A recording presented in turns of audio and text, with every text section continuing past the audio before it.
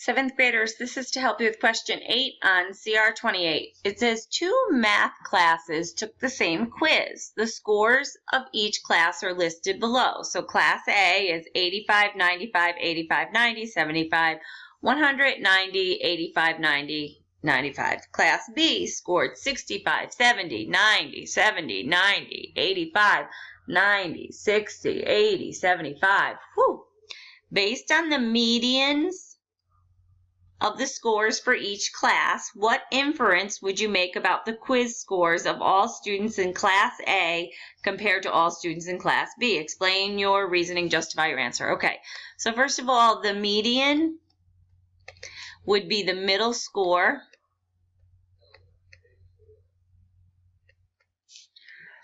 When test scores are ordered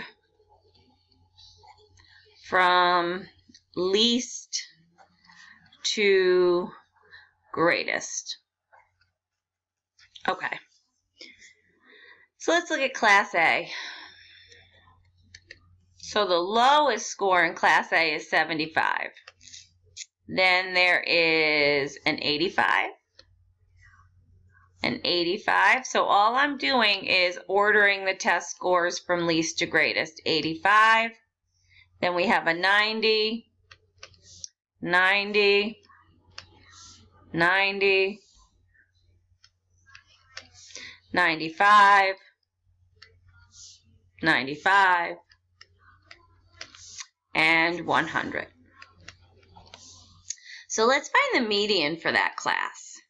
So median will be the middle. So high and low get cross off high and low, cross off high and low, cross off high and low. And we have these two scores right here in the middle. And so what we'll do is we'll average those two scores. It's going to end up being 90.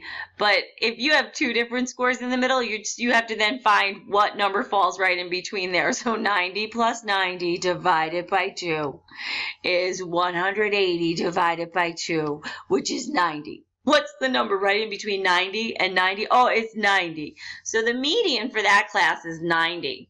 That means the median represents the middle score, so that 50% of the class received a score of higher than 90, 50% of the scores were higher than 90, and 50% of the scores were lower than 90. So that means half of that class got an A on that test. They did pretty darn well. All right, so let's look at Class B. So for this class, our lowest would be a 60. And then we have a 65. This poor class did not do as well. And we have a 70. And we have another 70. Just ordering them from least to greatest. Then we have a 75. Oops, sorry about that. Jumping slides. Then we have 80. Then we have an 85. Then we have a 90. And then we have a 90. Oops, and we have another 90, I think. There's another 90. 3 90s. 1, 2, 3, 4, 5, 6, 7, 8, 9, 10. Okay, so again, we'll cross off the low and the high to find the middle score, the median. So now we have to find the score right in between 75 and 80 to find the median. So the median for this class, we would take 75 plus 80 and divide that by 2.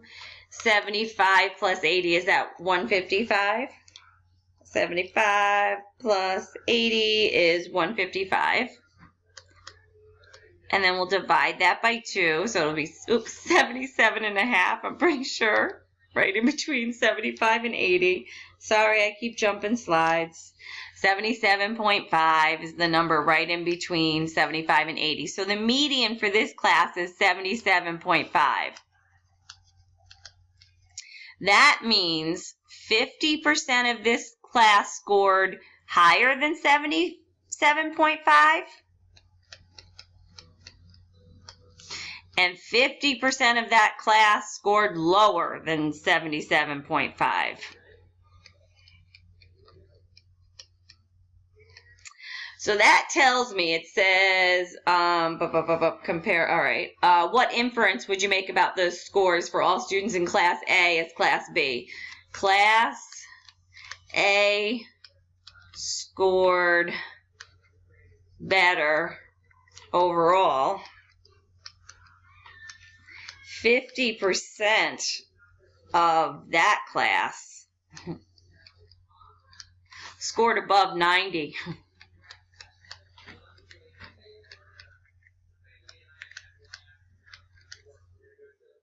50% of Class B scored above 77.5. So that's an issue. This class absolutely did a better job, and that's how you can use medians to help you out.